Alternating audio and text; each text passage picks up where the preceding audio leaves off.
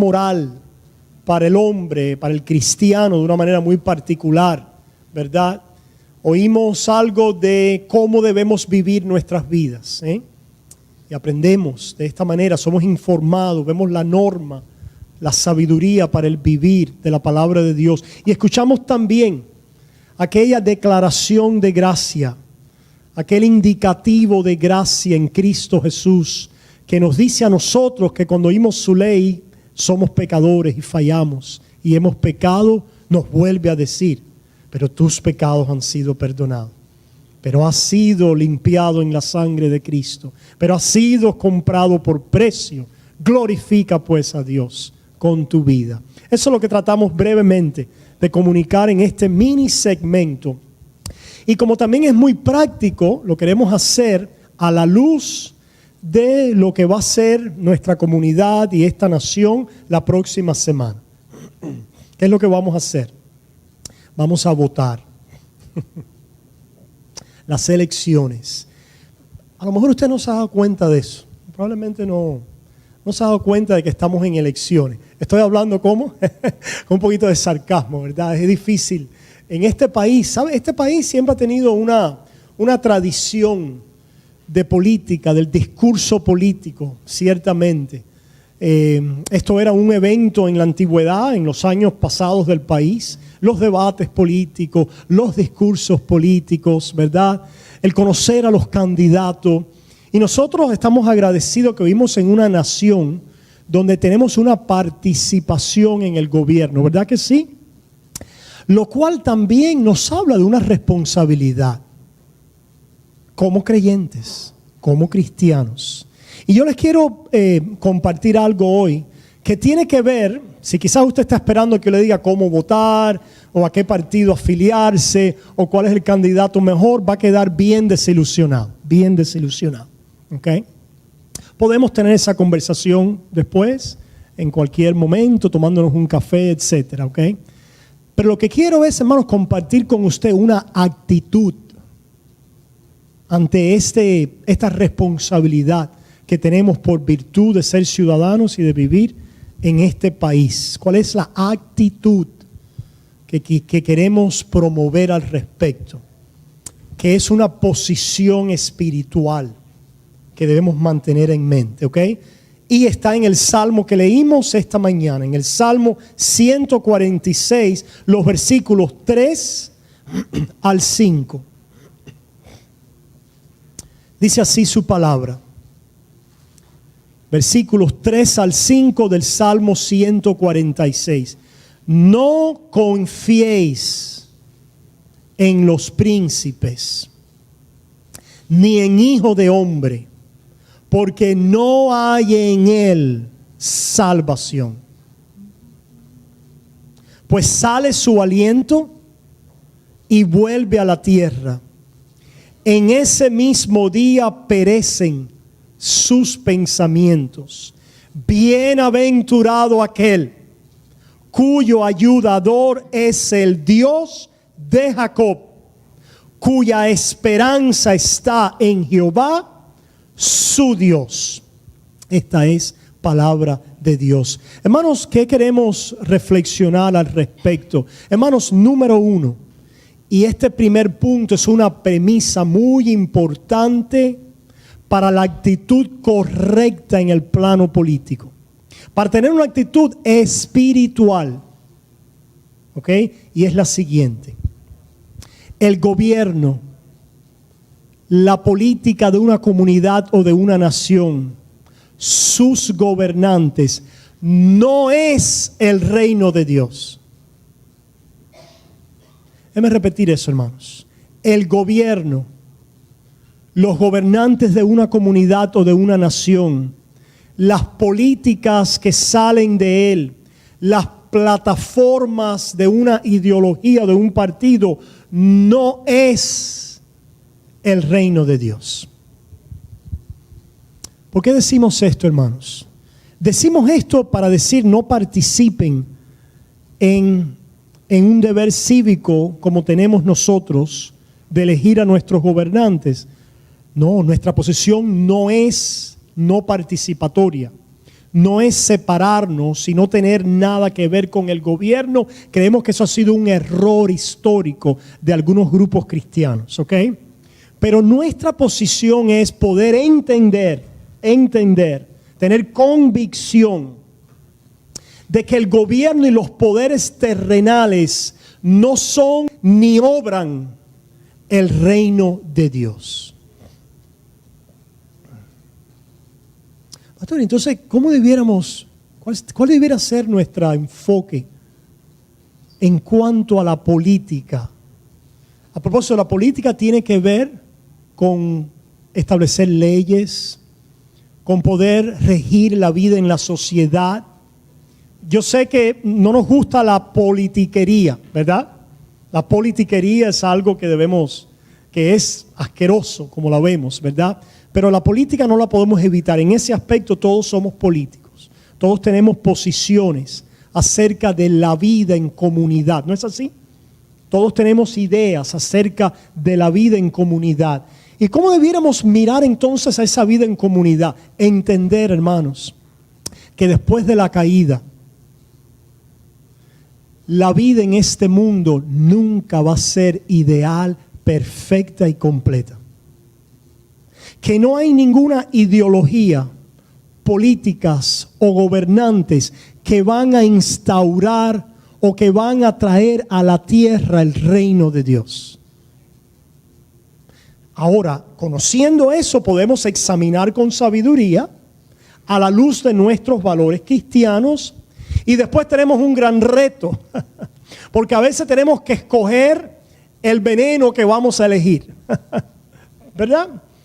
O a veces simplemente es algo tan práctico y tan pragmático como poder mirar a una comunidad, a un momento en la vida de un pueblo o de una nación y decir cuáles serían ciertas políticas necesarias para conducir a la mejor funcionamiento, edificación, prosperidad, tranquilidad de una comunidad, de una nación. Y entonces los que tienen este llamado a la política deberán poder reunirse y hablar y conversar y sentarse, a veces con diferencias de opiniones, pero irse a tomar un café juntos después, poder entonces buscar, como decimos, negociaciones. ¿Cuántos aquí están casados? Si usted está casado, usted es un político.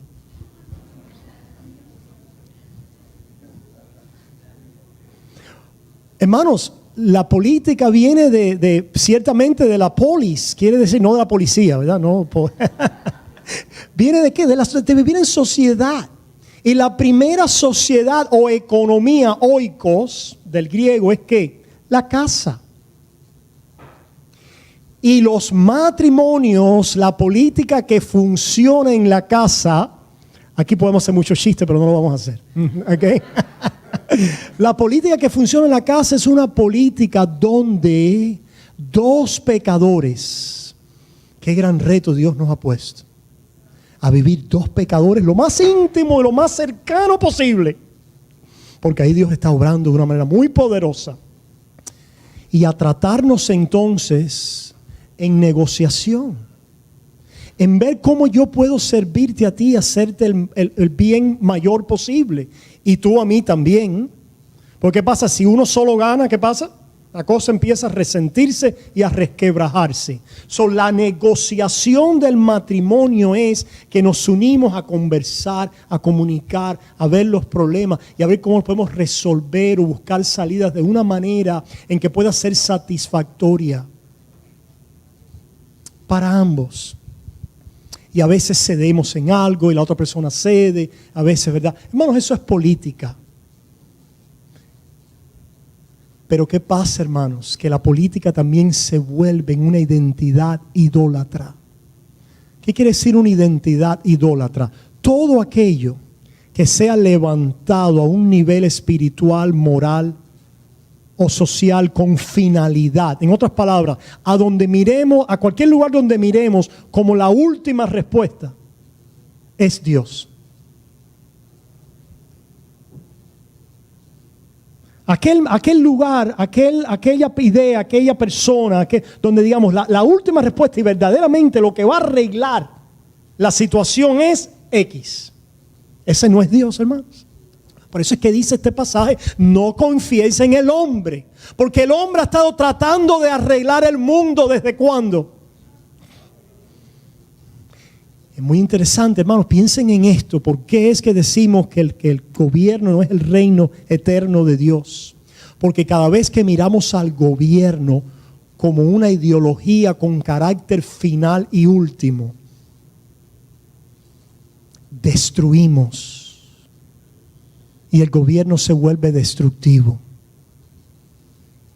Cualquier ideología que adquiera un carácter final, total o totalitario, se convierte en una ideología ¿qué?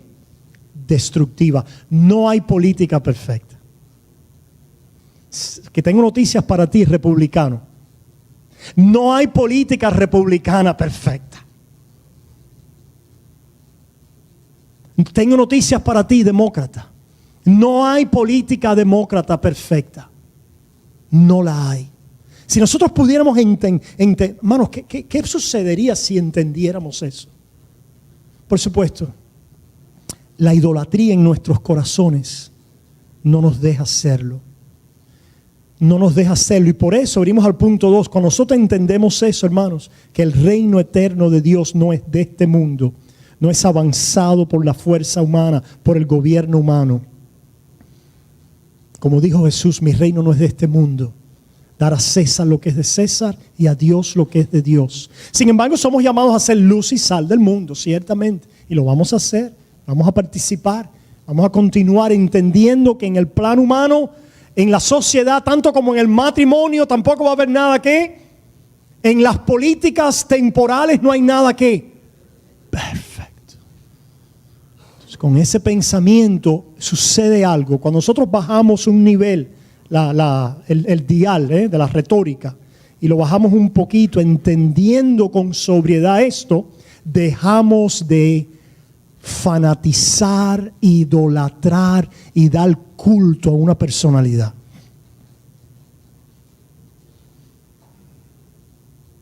Hay personas que se han fanatizado con Trump. Hay personas pareciera que le quieren dar culto a Trump. ¿Cómo sabemos eso? Cuando esa persona no puede hacer nada malo. No puede hacer nada malo. No, todo lo que hace es perfecto, todo lo que hace es bien. No se le puede criticar. O Obama, el Mesías prometido, el Salvador de los pobres. Él es el, no se le puede, no, o la Clinton, o a quien sea. Perece, maldito el hombre que confía en el Hijo del Hombre, en el príncipe, hermanos. Hermanos, somos un pueblo de Dios. Que Dios nos ayude a entender esto, hermanos. Que Dios nos ayude a sí, porque vemos el pecado, lo vemos en muchas otras maneras. Pero estamos tan ciegos en nuestra idolatría que no vemos el pecado en otras formas, en otras manifestaciones. Y está delante de nuestras narices, está en Facebook, está en los canales de media, está en nuestro diálogo, en nuestras conversaciones, está en nuestra iglesia, está en nuestras relaciones humanas, está en nuestra familia.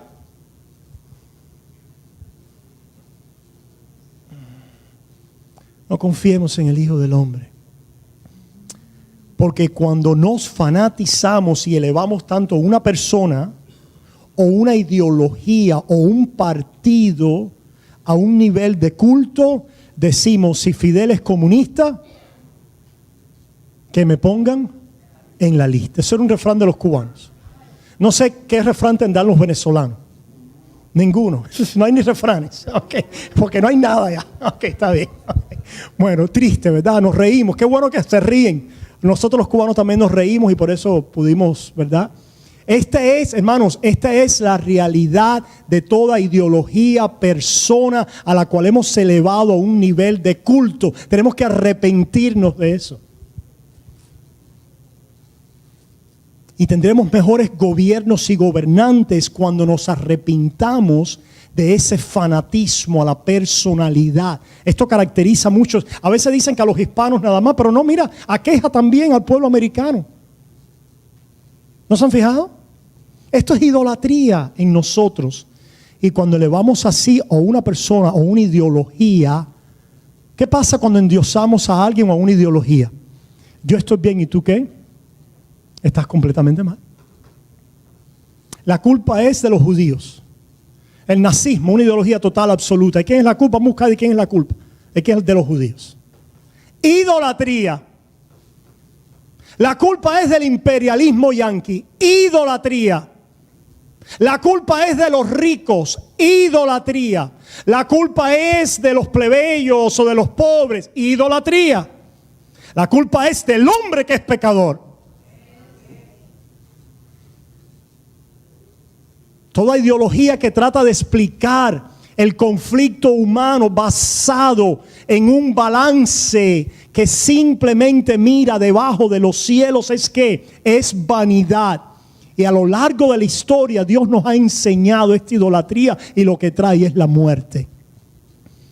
Eso lo que tienen que hacer es hoy todo lo podemos investigar. ¿Cuántos murieron a mano del fascismo?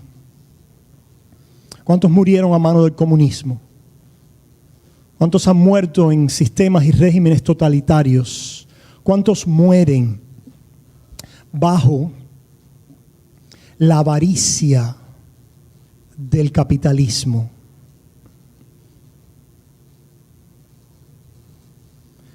¿Qué pasa si Dios nos dejara a nuestras ideologías absolutas? ¿Dónde estaríamos? Bueno, hemos visto dónde hemos estado, ¿verdad? Lo hemos visto. Entonces, hermano, tenemos que tomar un pasito atrás y reformular nuestra visión de cómo vivir en el mundo. Porque somos un pueblo de Dios. Y somos independientes. No estoy hablando ahora de independiente como un partido. Ahorita sale el partido independiente y ya cuando se haga una ideología total y cuando sea este partido que va a resolver todas las cosas. No, somos independientes. Digo que somos profetas independientes de Dios.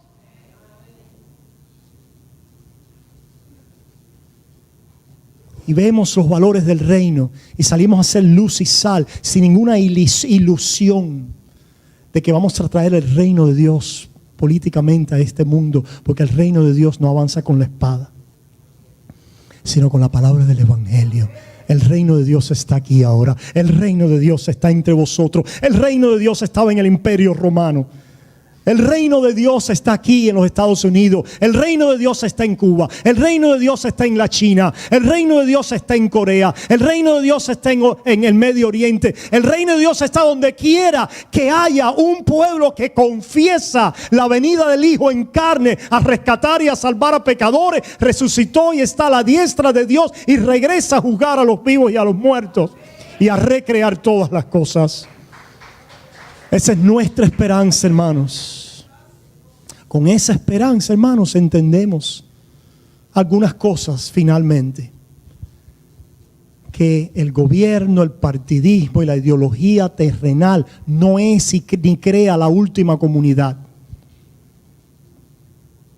No, yo me voy a reunir solamente con los demócratas. Yo me voy a reunir con los republicanos. Pues yo me voy a reunir con esto, con aquello. Yo no quiero saber de fulano es hermano, es comunista, o este es obamista, o este es trompista. Wow.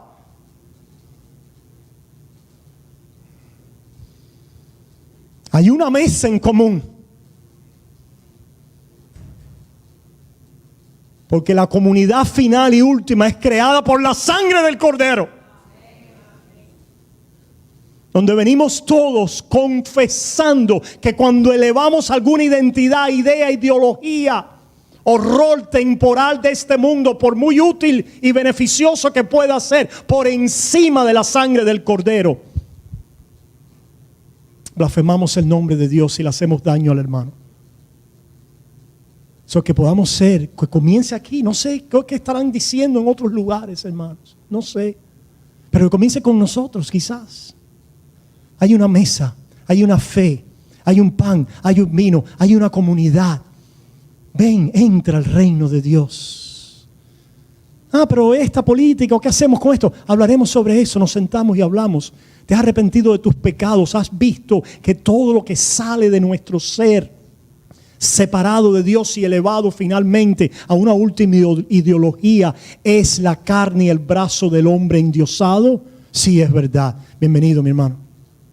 En Cristo Jesús somos uno. Hablamos, nos esperamos, nos perdonamos, ¿verdad? Nos amamos. Ciertamente no nos destruimos, no nos mordemos, no nos comemos, no nos devoramos. Ciertamente no tiramos bombas, ciertamente no nos fajamos, ciertamente no debemos gritarnos, ni debemos excluirnos, ni expulsarnos de nuestra comunidad.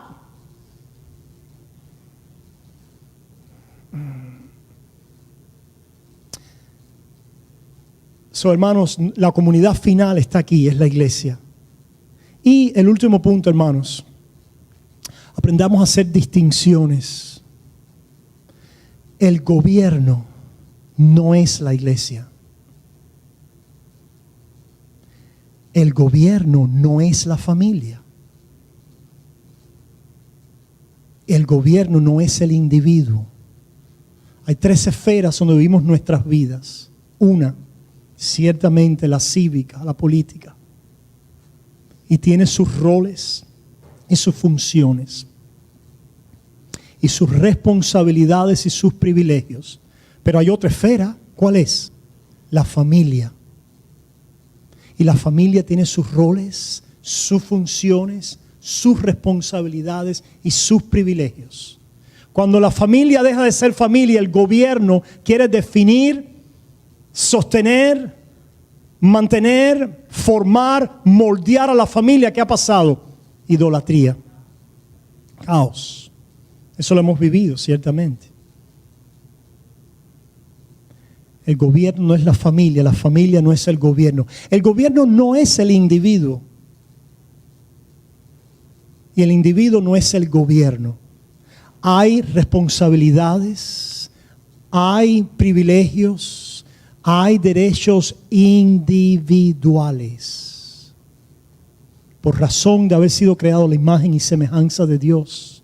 Y el gobierno deberá reconocer eso.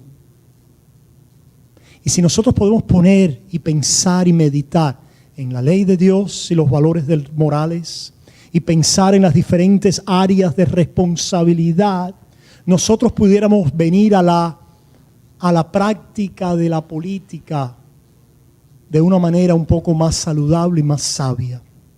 Quiera Dios que nos ayude para poder hacerlo y para poder bajar un poco el nivel de la retórica, para poder ser una voz, ¿verdad? No de, hermanos, tengan cuidado, hermanos, tengan cuidado con los molotes. Usted primero es un individuo, recuerde eso, ¿verdad? Usted es un individuo primero. A veces somos arrastrados tras las pasiones populares, de derecha o de izquierda. Cuidado. No, sentémonos a dialogar y a conversar. Entonces, cuidado con aquellos que no quieren diálogo ni conversar. Cuidado con aquellos que quieren ¿qué? Dictar, avasallar, controlar. Cuidado. Usted por ahí puede descubrir que hay algo que es idólatra. Ahora, usted como individuo se debe a Dios. Usted es una criatura de Dios. Piense y medite, como hacemos todos los domingos. Comienza aquí. Cómo Dios nos creó. Y para qué nos creó. Y qué ha pasado después de la creación y la caída. Y Dios que nos ha redimido. Y ahora cómo nos llama a vivir.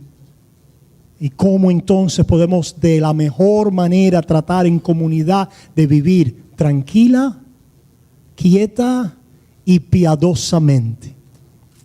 Ese sería el objetivo, que podamos vivir, como dice Pablo, oremos por los reyes, por los gobernantes, por los que están en autoridad. Dice que para que podamos vivir, ¿cómo? Tranquila y piadosamente. No es mucha ambición, ¿verdad? Que Dios nos ayude, hermanos. Discúlpame que me he extendido en esto, pero creo que era necesario y me alegro poder hacerlo con ustedes y continuar este diálogo en nuestras pequeñas reuniones, en la vida de la iglesia, en nuestra familia. Se acerca ahora también el fin de año, para que en la mesa de ustedes pueda haber un poco de paz también. He oído que las familias están ¿qué? Divididas. Hasta esto ha penetrado y ha infestado, ¿verdad?, nuestra vida en familia. Que Dios nos ayude, hermanos. Vamos a orar.